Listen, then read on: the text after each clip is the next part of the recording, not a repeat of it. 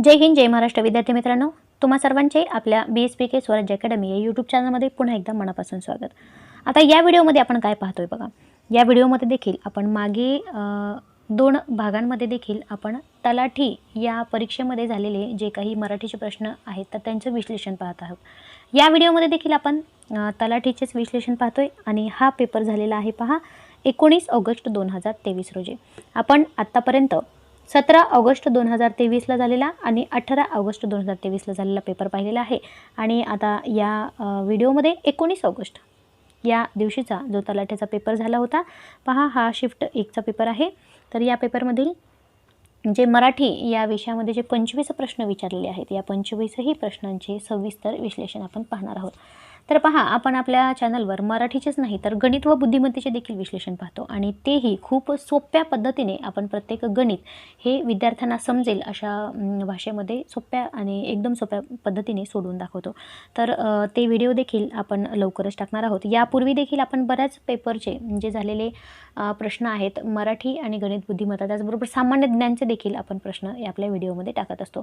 त्यामुळे आपल्यासाठी तुम्ही सरळ सेवेचा किंवा मग कंबाईनचा जरी अभ्यास करत असाल तर त्यासाठी आपलं चॅनल तुमच्यासाठी अतिशय उपयुक्त ठरणार आहे. त्यामुळे जास्तीत जास्त विद्यार्थ्यांनी चॅनलला सबस्क्राईब करा आणि जास्तीत जास्त विद्यार्थ्यांपर्यंत व्हिडिओ पोहोचवण्याचा प्रयत्न करा. चला, जास्त वेळ न घालवता आपण प्रश्नांना सुरुवात करूया. प्रश्न पहिला पहा, काल जोरदार पाऊस पडला या वाक्याचा प्रकार ओळखा. आता पहा, पर्यायाकडे बघा. आज्ञार्थी वाक्य वाटतंय का? हे आज्ञा दिली का असे तिथे? आज्ञा वाटते वाक्यामधून नाही, त्यामुळे आज्ञार्थी वाक्य नाही. पुढे पहा, प्रश्नार्थी वाक्य आहे का? वाक्याच्या शेवटी प्रश्नचिन्ह असायला हवं, तेही नाही. उद्गारार्थी वाक्य वाटते का? नाही, कारण उद्गारार्थी वाक्याच्या शेवटी काय असतं? उद्गार चिन्ह. त्यामुळे हे कोणतं वाक्य आहे? मग विधानार्थी वाक्य. कवन या शब्दाचा समानार्थी शब्द शोधा. कवन म्हणजे काय? कविता. गद्य म्हणजेच काय आहे? काव्य. कवन म्हणजे काव्य. पुढे पहा, प्रश्न क्रमांक 3, संताप या शब्दाचा विरुद्धार्थी शब्द शोधा. आता पहा, अशा प्रश्नांमुळे काय होणार आहे की तुम्हाला विरुद्धार्थी समानार्थी शब्द देखील पाठ होणार आहे. जेव्हा तुम्ही विश्लेषण बघताना तेव्हा तो शब्द पाठच होत असतो. ठीक आहे, तुम्हाला वेळ जरी नसेल जास्त व्हिडिओ बघण्यासाठी तर व्हिडिओ लावून ठेवा, किमान ऑडिओ तरी ऐका, म्हणजे प्रश्न तरी तुमच्या कानावर पडले जातील आणि त्यांचं उत्तर देखील. आता पहा, संताप या शब्दाचा विरुद्धार्थी शब्द काय आहे? संताप म्हणजे काय आहे? राग. संताप आला, राग आला असं म्हणतो. मग याचा विरुद्धार्थी शब्द काय असतो? प्रेम असतो, बरोबर, किंवा मग आनंद पण असू शकतो. ठीक आहे, तर मग याचा विरुद्धार्थी काय आहे? संतोष. संतोष म्हणजे काय? आनंद, समाधान. ठीक आहे. नटसम्राट ही कलाकृती कोणत्या साहित्य प्रकारामध्ये मोडते? आता पहा, नटसम्राट ही समीक्षा आहे का? नाही. चरित्र? नाही. तर नटसम्राट हे एक नाटक आहे, हे आपल्याला माहितीच असायला हवं. ठीक आहे. पुढे पहा, निबिड. आता पहा, निबिड शब्दाचा काय अर्थ होतो?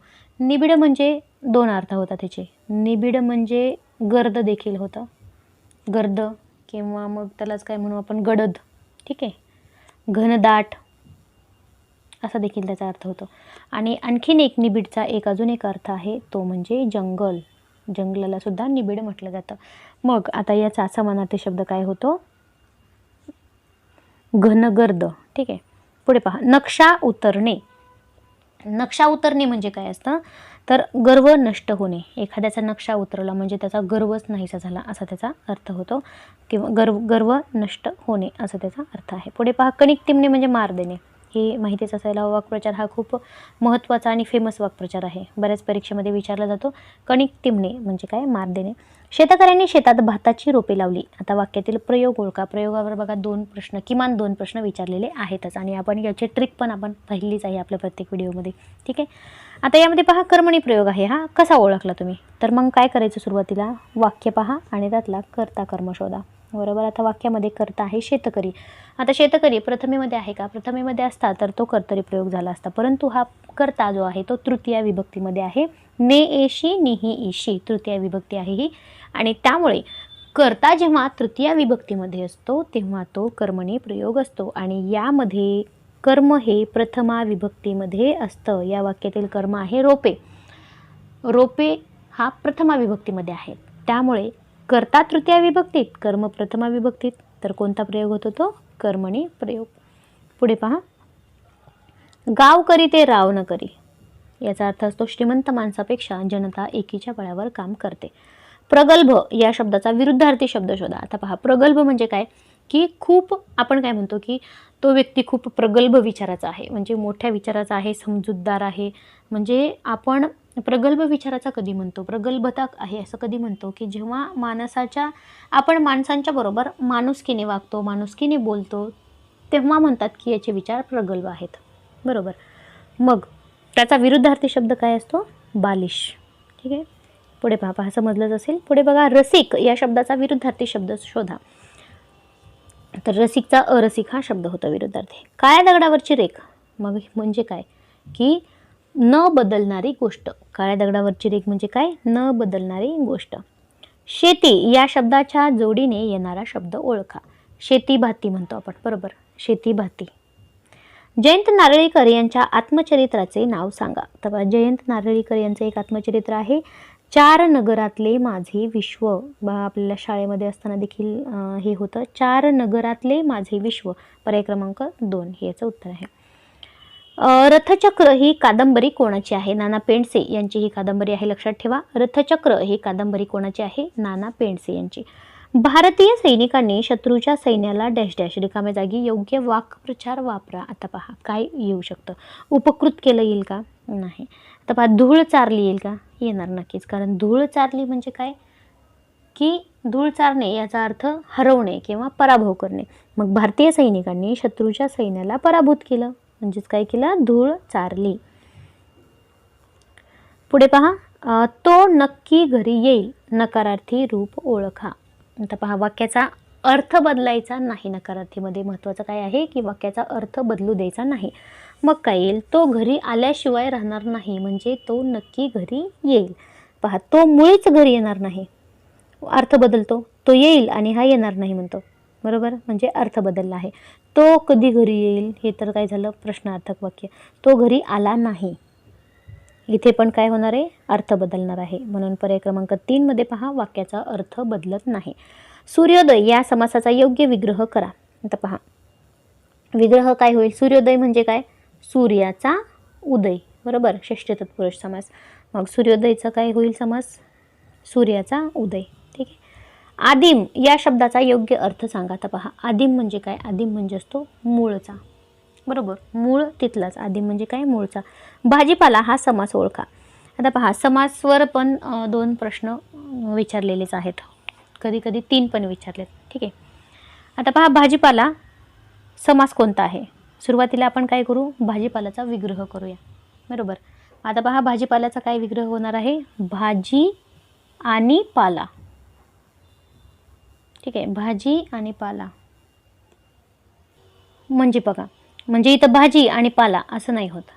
भाजी त्याचबरोबर मिरची, कोथिंबीर, बरोबर का? पाला, मग यांसारख्या इतर वस्तू असा त्याचा अर्थ असतो. म्हणजेच याचा भाजीपालाचा विग्रह कसा होईल? भाजीपाला व मिरची, कोथिंबीर यांसारख्या इतर वस्तू असा त्याचा अर्थ होतो. म्हणजे हा कोणता समास आहे? द्वंद्व समास. आता हा द्वंद्व समास आहे. या द्वंद्व समासात देखील द्वंद्व समासाचे देखील 3 प्रकार आहेत. पहा, इथे बघूया आपण. द्वंद्व समासाचे 3 प्रकार आहेत. यामध्ये पहिला आहे इतरेतर द्वंद्व समास, दुसरा आहे वैकल्पिक द्वंद्व समास आणि तिसरा आहे समाहार द्वंद्व समास. समाहार सगळ्यांना सामावून घेणारा, आणि हे जे आहे उदाहरण ते समाहार द्वंद्व समासातलं आहे. पहा, याच्या नावातच आहे समाहार, सगळ्यांना सामावून घेणारा. भाजी, पाला, आणि इतर पदार्थ, मिरची, कोथिंबीर सगळं आलं त्यामध्ये. बरोबर. म्हणून हा आहे कोणता? समाहार द्वंद्व समास. पहा, खूप डिटेलमध्ये सांगितलं आहे, समजलंच असेल. पुढे पहा, अचूक वाक्यरचना कोणती आहे ते शोधा. आता यामध्ये काय करायचं असतं? मराठीची पहा वाक्यरचना कशी आहे आपली. कर्ता, कर्म, क्रियापद यानुसार ते स्ट्रक्चर आहे. बरोबर.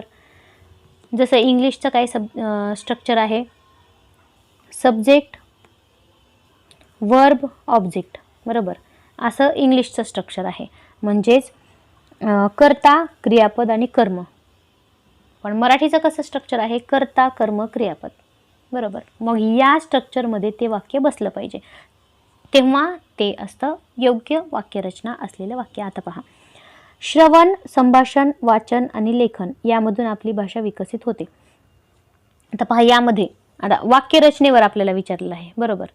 मग आता वाक्यरचनेमध्ये कर्ता कर्म क्रियापद तर ठीक आहे, परंतु शुद्ध लेखन पण कसं पाहिजे, शुद्ध पाहिजे. म्हणजे वाक्य कसे पाहिजेत, शुद्ध वाक्य लिहिले पाहिजेत. आता ह्यामध्ये पहा, लेखन केलं इथे यांनी, लेखन असतं का, नाही, इथे काय असायला पाहिजे होतं, लेखन, बरोबर.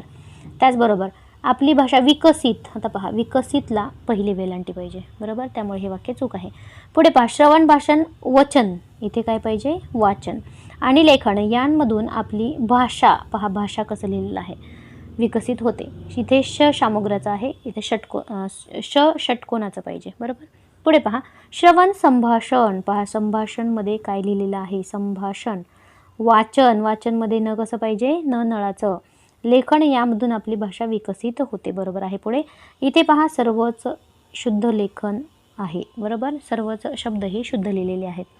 पुढे पहा, प्रमाण लेखनानुसार अचूक शब्द शोधा. आता पहा, प्रमाण लेखनानुसार, आता इथे उत्तर तर हृदयरोग तज्ज्ञ दिलेलं आहे आणि आपण मात्र लिहिताना हे हृदयरोग तज्ज्ञ लिहितो, बरोबर. तज्ज्ञ कसं लिहितो आपण, ज्ञानेश्वराचं असं लिहितो, त्यामुळे आपण हेच उत्तर करण्याची शक्यता आहे, परंतु याने उत्तर काय दिलेलं आहे, हृदयरोग तज्ज्ञ, पर्याय क्रमांक 2. पुढे पहा, जेव्हा क्रियापदाचे रूप कर्त्याच्या किंवा कर्माच्या लिंगवचनाप्रमाणे बदलत नसून ते नेहमी तृतीय पुरुषी नपुंसकलिंगी व एकवचनी असून स्वतंत्र असते तेव्हा कोणता प्रयोग होतो. आता पहा, एक भाव्य प्रयोगाची व्याख्याच अशी आहे की भाव्य प्रयोगामध्ये क्रियापदाचं रूप कर्त्याचे किंवा कर्माच्या लिंगवचनाप्रमाणे बदलत नाही आणि ते नेहमी कसं असतं, तृतीय पुरुषी नपुंसकलिंगी एकवचनी असतं. तृतीय पुरुषी नपुंसकलिंगी एकवचनी आणि कसं स्वतंत्र असतं, तेव्हा तिथे भावे प्रयोग होतो. पहा, ही जी व्याख्या आहे ती आणखीन 2-3 परीक्षेमध्ये विचारलेली आहे, त्यामुळे ही व्याख्या तुम्ही लक्षात ठेवा.